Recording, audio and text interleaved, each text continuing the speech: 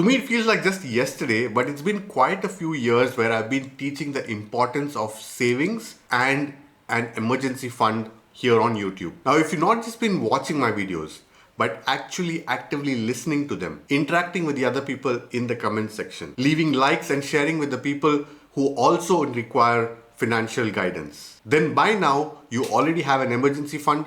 You've been budgeting, you've been saving, you've been investing, and you're out of debt or on the way to doing these things. But today we're not going to talk about any of those things. We are here to talk about spending money. Here is a quick life update on what's been happening to me in the last couple of years in terms of emergency expenses. First, I had a pipe breakdown in the bathroom and flooded my entire apartment when I was not at home. Everything that was wooden furniture was completely ruined. Not to mention the rugs and mats at home. Then, in the heat of Dubai summers, the air conditioner in my car stopped working. Just shortly after that, someone bumped into me in the parking lot when I was not there, when the car was parked, damaged my bumper, left without leaving a note. My washing machine then thought, yeah, that's not enough. I need to increase this guy's expenses. I'll start burning up from the inside. I got it checked and I found out that the repair cost was actually going to be more than replacing the entire washing machine. The air conditioner in my house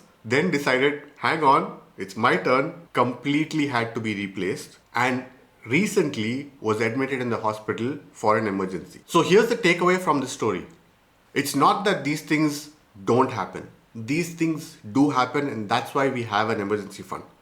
But the point is that there is a chance that these things all happen together. What if all of these expenses came in a 2-month time period? What do we do then? I've been telling you to maintain an emergency fund that's enough to sustain you for 6 months.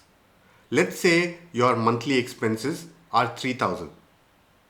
That would mean you have 18,000 saved up in your emergency fund. Now the damage caused by the water, that was 3,000. The repair cost for the plumbing work, that was 1,000. That takes us up to 4,000. The medical expense, that was 10,000. That takes us up to 14,000. The car AC, that was 500.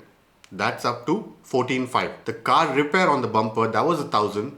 That takes us up to 15,500. The AC replacement, that was a 5,000. That now puts us at 20,500. And the washing machine replacement, that was another 1,000. That's now putting us at 21,500.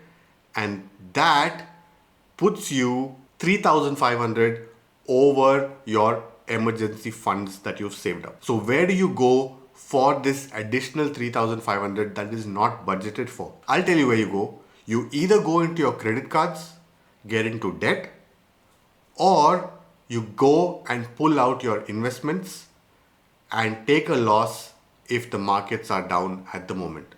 Even if the markets are on the high, you are taking out from an investment that's going to compound over the years, which is no longer going to compound over those years. So what do?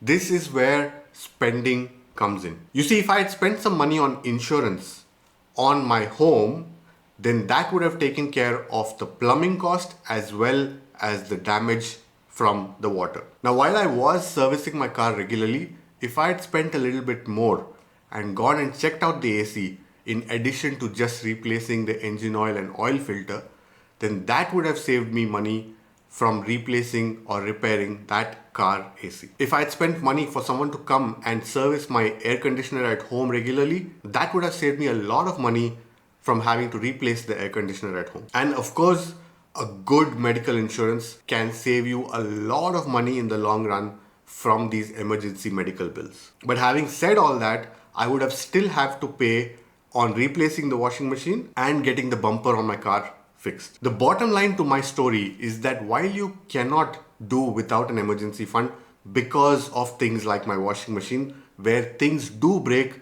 and you have to spend to get it replaced or repaired, there are some things where you can budget and spend, like insurance and service and maintenance.